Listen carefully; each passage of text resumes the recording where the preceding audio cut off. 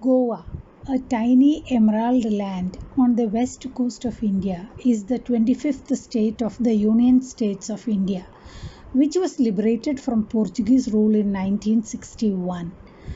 It was a part of Union Territory of Daman and Diu till 30th May 1987, when it was carved out to form a separate state. Yes, today's folktale is from Goa. And by the way, this story is taken from The Wise Fools of Moira and Other Goan Folktales by Lucio Rodriguez. He takes us to a simpler Goa of another era, to a world of sons-in-law and lawyers, Brahmins and old women, villages like Moira or Sangolda, etc. Now, welcome to Amma Stories, and now let's hear the folktale. The name of the story is The Man from Kunkolim. There was a peasant in Bardez who was a big brag. If he saw a goat, he said that he had seen an elephant. If he dug a pit 1 foot square, he said that he had dug a 10-foot square well. Every morning, he set out to his landlord's coconut plantation, where he dug around the stem of each coconut tree.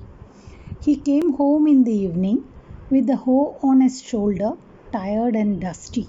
He entered the kitchen, and with the hoe still on his shoulder, he jumped across the round pounding hole, which had a diameter of 6 inches.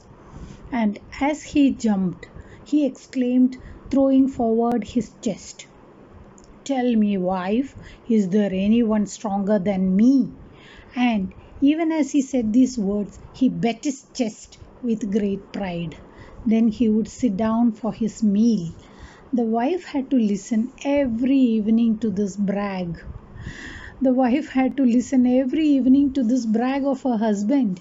She was a very patient woman, but patience can be exhausted. One evening, therefore, when the husband beat himself on the chest and exclaimed his usual boast, "Tell me, wife, is there anyone stronger than me?" she hit back with firmness, "Yes, fool, there is one at Kunkolim in faraway Salse." "Then I must meet him," he replied. "Get a meal ready early tomorrow and I am off." The next morning, the wife got up at cock crow, boiled a measure of rice, prepared red chili chutney, and picked 2 big pickled green mangoes and tied the whole meal in a plantain leaf.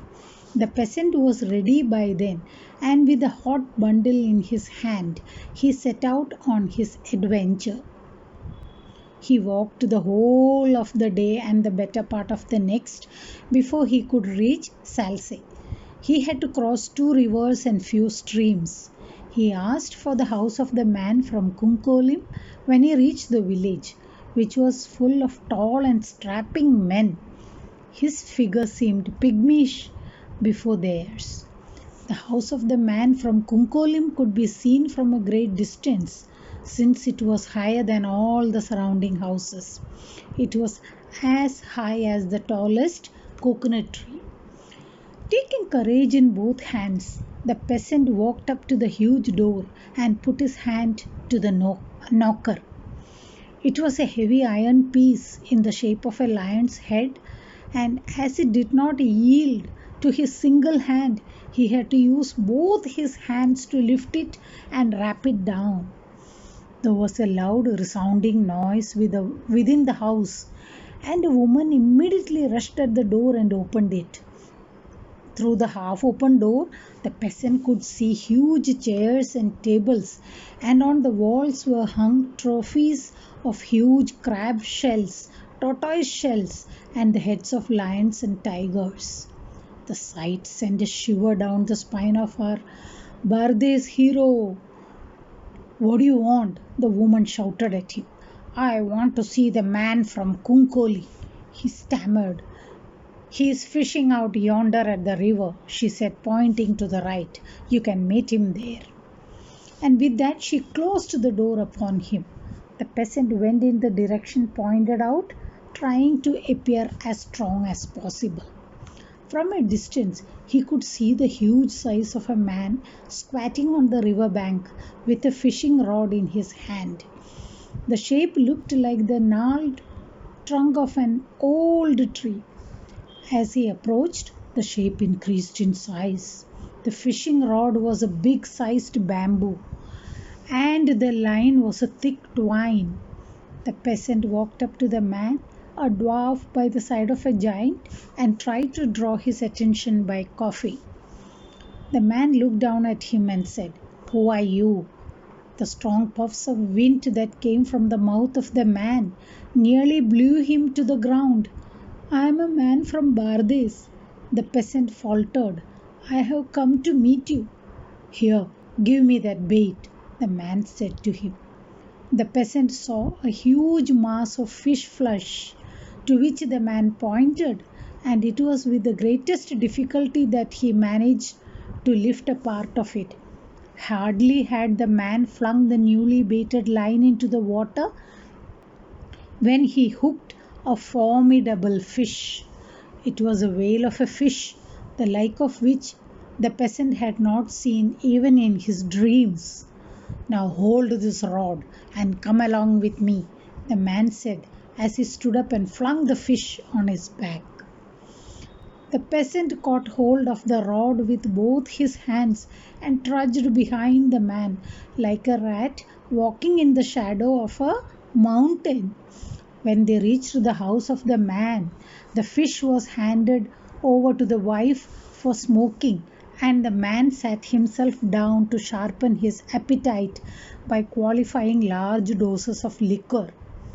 The peasant sipped a drink which coursed like a flame of fire down his throat. At mealtime, the man swallowed huge chunks of the fish while the peasant munched small morsels, wondering all the while at the terrible appetite of the man. It was the same with the rice. The man consumed almost a mountain of rice while the peasant could hardly eat a few handfuls. "And now let us rest," said the man to the peasant. "Please fetch me my snuff box." It was a full-sized wooden trunk that the peasant had to bring from inside one of the rooms of the house. "And now bring my nose tickler to me," asked the man of the peasant. The nose tickler was made up of a number of coconut tree fronds tied together into a tapering end. The peasant dragged it to the side of the man, and now something that was least expected happened. The man opened the snuff box and drew in a deep breath through his right nostril. A cloud of snuff went rushing into the right nostril. Then he drew another deep breath through his left nostril. The peasant happened to be on his left side. As the air rushed into the left nostril, the peasant was lifted off his feet and drawn in with the snuff. The man then took the nose tickler and tickled his nose once, twice, thrice. The result was a deafening sneeze which echoed through the village like monsoon thunder.